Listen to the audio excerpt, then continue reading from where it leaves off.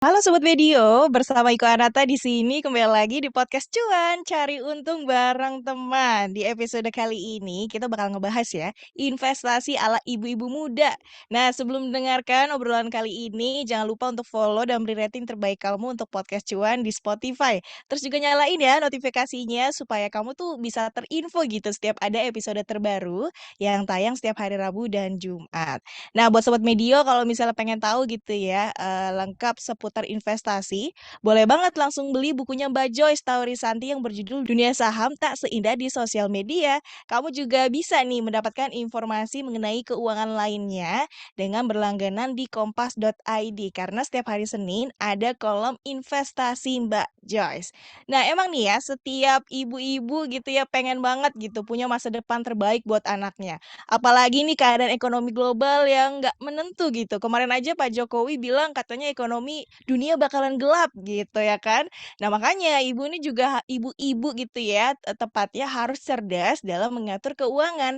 Salah satu cara yang bisa dilakukan adalah mengatur keuangan dengan berinvestasi. Biar tuh nggak dianggap ikut-ikutan, ibu dituntut cerdas gitu untuk memilih instrumen dan platform untuk berinvestasi. Salah satu bentuk investasi dengan resiko rendah dan memiliki nilai jangka panjang menguntungkan adalah emas. Tapi apakah benar? Makanya cari tahu dulu ya jawabannya hari ini kita langsung ngobrol sama Mbak Joyce Taurisanti, Certified Financial Planner, jurnalis harian Kompas di kompas.id, dan penulis juga tentang finansial dan investasi. Halo Mbak Joyce, selamat Halo Iko, sore. sore juga apa kabar? Gimana nih teman-teman semua? Masih sehat Baik, ceria? baik. Harus dong, harus. Tapi benar Betul. nggak Mbak Joyce? Ternyata investasi emas buat ibu-ibu tuh apa namanya memiliki resiko rendah dan punya nilai jangka panjang. Betul, karena emas ini kan udah kita kenal sejak zaman dahulu kala ya kok ya. Mm-mm. Jauh. Coba kalau kita tanya deh sama ibu kita, sama nenek kakek kita tuh palingan investasinya apa sih? Tanah sama emas. Kan itu doang. Oh berarti benar ya sesuai Ya, emas tadi yang itu aku memang memang ceritain. apa? Memang menjadi investasi yang biasanya bisa mengalahkan inflasi kok. Mm-mm. Gitu. Tapi tergantung juga nih naik atau turunnya harga emas juga sangat mempengaruhi. Tapi sekarang kan udah Oke. macam-macam ya instrumen Iya. investasi. Mm-mm, mm-mm. Oke, tapi kalau menurut Mbak Joyce, kenapa ibu-ibu muda sekarang gitu ya juga harus bisa berinvestasi? Nah, ibu-ibu ini kan sebenarnya apa sih Menteri Keuangan, bener nggak? Mm-mm. Di keluarga ya. Di keluarga yang ngatur duit, dapat duitnya segini, walaupun itu mungkin ibu itu bekerja atau juga mengelola uang suami kan segini cukup nggak cukup itu segini gitu loh. Harus diakal-akalin nih gimana caranya supaya anak-anak bisa sekolah, uang jajannya ada, apa namanya dapur bisa ngebul terus, juga ada Mm. kebutuhan yang lainnya kayak listrik itu semua kebanyakan ibu-ibu loh yang ngatur loh. Jadi emang Mm-mm. mesti jeli Iko, bener banget nih. Dan ibu-ibu itu kan menjadi apa ya, pengatur dan salah satu penentu berhasil atau tidaknya investasi dan eh, apa tujuan keuangan keluarga. Bener nggak? Iya. Nah, untuk sebab itu ibu-ibu tuh emang harus juga melek investasi seperti yang Iko bilang tadi. Oke, tapi sebelum memutuskan untuk berinvestasi gitu ya, apa sih sebenarnya ibu-ibu muda nih yang harus persiapkan?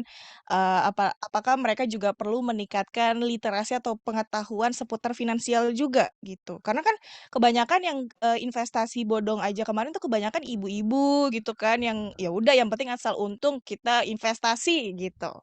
Betul banget nih. Kalau emang kita lihat dari survei literasi kan paparannya itu udah di atas 70%. Paparannya ya. Kita mendapat informasi sedemikian hebatnya dari berbagai macam sumber tuh orang-orang tuh dari 100 orang yang kena 70%. 70 orang. Tapi yang paham berapa? Yang paham cuma 35% gitu. Hmm. Nah, ini dia salah satu penyebabnya investasi bodong. Jadi perlu banget nih ibu-ibu. Di satu sisi ibu-ibu itu kan dituntut untuk mengelola keuangan, tapi di sisi lain juga dia harus bisa em, menghasilkan dan mengelola aset ini kan, aset yang dia terima tadi. Salah satunya dengan berinvestasi. Memang betul. Jadi harus apa tuh benar-benar mengedukasi diri sendiri Iko. Mhm. Kan zaman sekarang harus harus informasi soal investasi itu dari mana aja. Coba deh teman-teman cek IG. Itu dari yang beneran apa yang bohongan. Aku kemarin dapat notif di IG itu eh, salah satu bank katanya ini palsu nih. Ikut apa meningkatkan menjadi nasabah premium bank. Tapi cuma 10 juta. Ternyata itu bohong. Mhm. Gitu. Makanya kalau aku saranin sih kalau ibu muda nih, kan sekarang banyak yang demen TikTok, demen IG gitu, cari informasi di tempat resmi Iko. Oke. Maksudnya IG-nya katakanlah OJK. Itu udah pasti bener kan? Dan IG-nya misalnya perusahaan sekuritas. Kalau teman-teman mau mulai pikir mau investasi saham kita follow IG-nya sekuritas. Atau juga teman-teman bisa follow IG-nya manajer investasi ketika kita mau pilih-pilih reksadana. Jadi buat pemula itu bener-bener biar dapat itu kok, biar dapat apa informasi yang benar dulu gitu loh. Dan itu teman-teman Iya. bisa dapatkan di IG-IG yang resmi. Nah nanti kalau udah tahu nih yang benernya nih, yang namanya informasi bohongan itu pasti ada aja. Pasti teman-teman ketemu dalam bentuk apapun. WhatsApp grup, di WA pasti ada tuh. Di Telegram, pasti ada Mhm. penawaran mungkin teman-teman pernah dapat titip dana. Untungnya sekian persen dalam waktu 2 hari. Banyak tuh modelnya sekarang. Kalau teman-teman udah tahu yang benernya, jadi bisa menyaring. Oh ini nggak bener, ini nggak bener. Gitu kok. Oke. Berarti emang kita harus pintar-pintar menyaring dulu ya, ini benar apa enggak, terus harus juga dari situs resmi. Apalagi kan sekarang kalau apa namanya platform di organisasi di gitu lebih lebih ringan gitu ya, lebih gampang dimengerti untuk ibu-ibu muda yang Betul. pengen coba investasi gitu Yang ya. orang yang nol besar soal keuangan tuh gampang banget dapat dari situ. Kalau misalnya telaten belajarnya serius, itu lama-lama juga ada kok yang nyangkut yang di kepala. Oke, instrumen investasi kan itu ada banyak ya Mbak. Terus instrumen apa aja nih yang kira-kira nih cocok buat ibu-ibu muda? Mungkin boleh dijelasin nih dari resiko yang paling rendah dan tinggi gitu. Nah, kalau misalnya untuk teman-teman yang masih pemula banget, tadi kan pertama kita mungkin udah kenal emas ya dari orang tua kita. Kita pengen Ya. naik kelas nih. Apa aja sih sekarang investasi yang ada di pasaran gitu. Teman-teman bisa coba reksadana dulu kok. Dan reksadana itu kan macam-macam ya. Aku saranin ke reksadana pasar uang atau reksadana obligasi. Karena apa? Karena itu fluktuasinya itu kecil banget dan itu aman gitu. Oke. Nanti naik naik kelas lagi mungkin teman-teman mau belajar soal reksadana campuran karena ini udah ada sahamnya ya. Kalau kita udah tahu kan saham itu volatile dan kita harus juga punya kemampuan juga untuk menganalisa. Terus mungkin teman-teman nanti kalau udah udah hatam nih reksadana saham campuran udah ngerti bisa beli obligasi. Obligasi ini kan nilainya agak lebih tinggi ya, bisa 1 juta, tapi memang aman karena dijamin oleh pemerintah. Atau nanti lebih tinggi lagi, teman-teman mau coba langsung beli saham. Sebelumnya kan sudah beli reksadana saham nih. Kita pasrahkan pada manajer investasi mengelola. Terus kita kan jadi manajer juga kok, pengen juga kan. Iya. Nah, teman-teman bisa belajar soal investasi saham. Terus belakangan ini kan juga banyak investasi zaman now yang dulu tuh aku juga nggak tahu nih kok namanya peer to peer lending. Jadi kita Mm-mm. menjadi investor di situ. Lalu ada juga namanya crowdfunding. Crowdfunding ini kita patungan untuk membiayai sebuah bisnis atau rumah kos. Kan asik juga kan kita punya minimarket kok, kita patungan. Itu minimal 1 juta juga. Tapi aku ingetin lagi ya Iko dan teman-teman. Jangan lupa sebelum investasi kita punya apa? Dana darurat dan juga punya Betul. proteksi. Nah, kalau teman-teman udah dana darurat, udah checklist nih, oke. Proteksi, asuransi, baik kesehatan maupun jiwa udah oke. Karena kan kalau udah ibu-ibu berarti udah berkeluarga dong. Dan mungkin sudah mempunyai anak. Kalau kita udah punya anak berarti ada yang tergantung sama kita Iko. Mm. Kita perlu diproteksi juga gitu dan supaya juga tujuan investasi kita tercapai. Jadi Hmm. tetap ya dan darurat dulu, proteksi baru investasi. Iya, benar sih. Tadi juga aku sempat lupa-lupa apa nih? Oh iya, dana darurat. Hal simpel tapi kayak banyak suka lupa gitu Suka kan. lupa. Nah, kan kalau Mm-mm. misalnya kita udah punya investasi tapi nggak punya dana darurat, nanti tujuan investasinya nggak tercapai. Kita Hmm. kita BU nih butuh duit mendadak banget kan, kita harus sediain uang pokoknya mungkin besok gitu karena ada rumah sakit, ada keperluan di rumah sakit atau apa, biasanya sih sakit deh. Hmm. Nah kalau kita nunggu jual saham, iya kalau sahamnya lagi naik, kalau lagi enggak Iya, sedih juga ya. sedih. Makanya penting banget dana darurat. Tapi Hmm. emang kalau yang sepengetahuan aku sih teman-teman pada lupa kok soal dana darurat. Iya, aku aja tadi sampai apa nih? Oh iya, dana darurat terus harus pakai uang dingin gitu kan. Betul.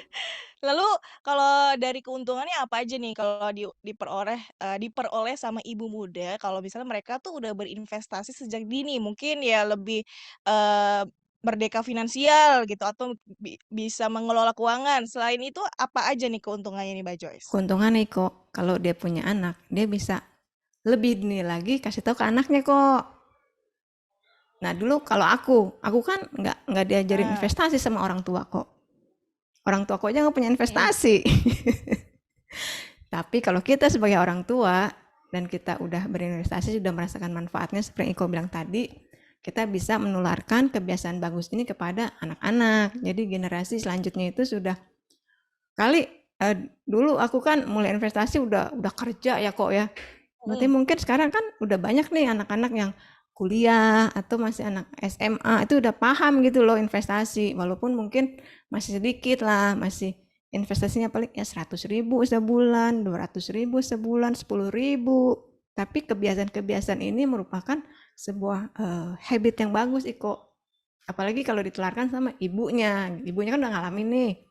Kamu nih, ibu beliin mainan baru ini dari cuan dari saham tahu. Kan bisa gitu anaknya, apa itu saham, lalu dikenalkan, ini dari Mhm. obligasi nih bayar sekolah kamu nih. Pokoknya Tapi ada keuntungannya nggak banyak sih banget. Gimana tapi kok? tapi ada nggak sih Mbak Jos kayak, Mbak Jos tuh punya temen yang benar-benar dia juga ikutan main saham karena Mbak Joyce gitu, ada nggak Mbak Joyce? Ada sih beberapa, ada juga karena ya aku kan ngerasain sendiri ya kok ya, aku tuh kenal investasi udah tua gitu loh.